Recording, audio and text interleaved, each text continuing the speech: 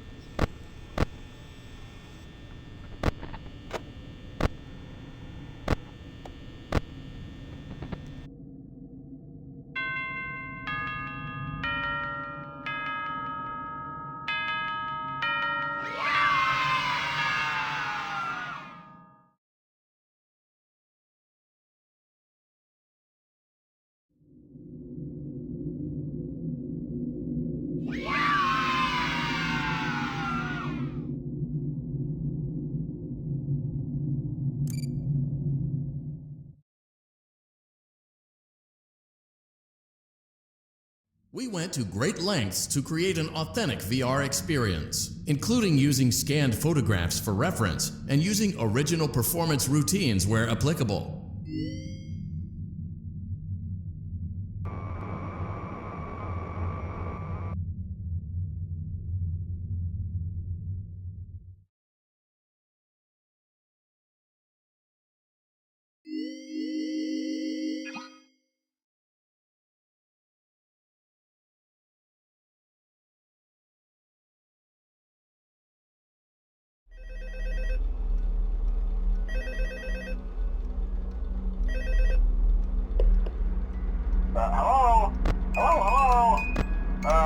Hello and welcome to your new summer job at the new and improved Freddy Fazbear's Pizza.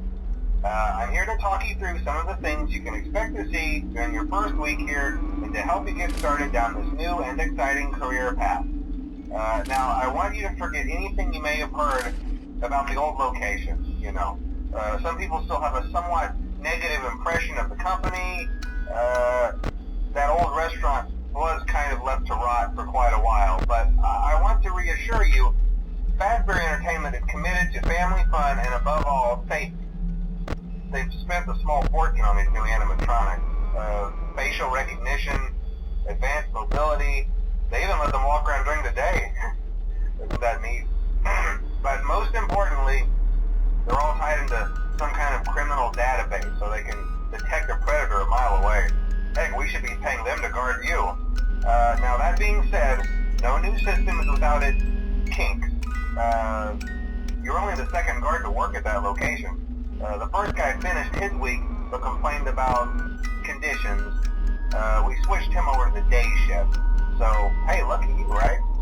Mainly he expressed concern that certain characters seemed to move around at night and even attempted to get into his office. Now, from what we know, that should be impossible. That restaurant should be the safest place on Earth. So while our engineers don't really have an explanation for this, the working theory is that the robots were never given a proper night mode. So when it gets quiet, they think they're in the wrong room.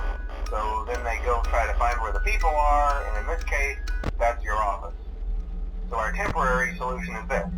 There's a music box over by the prize counter, and it's rigged to be wound up remotely. So just every once in a while, switch over to the prize counter video feed and wind it up for a few seconds. It doesn't seem to affect all of the animatronics, but it does affect one of them. And as for the rest of them, we have an even easier solution. You see, there may be a minor glitch in the system, something about the robot seeing you as an endoskeleton without its costume on and wanting to stuff you into a suit. So hey, we've given you an empty Freddy Fazbear head. Problem solved. You can put it on any time and leave it on for as long as you want. Eventually anything that wandered in will wander back out. Something else worth mentioning is kind of the quirky modern design of the building. You may have noticed there are no doors for you to close. But hey, you have lights, and even though your flashlight can run out of power, the building cannot. So don't worry about the place going dark. Well, I think that's it. You should be golden. Check the lights, put on the Freddy head if you need to. Keep the music box wound up. Piece of cake. Have a good night, and I'll talk to you tomorrow.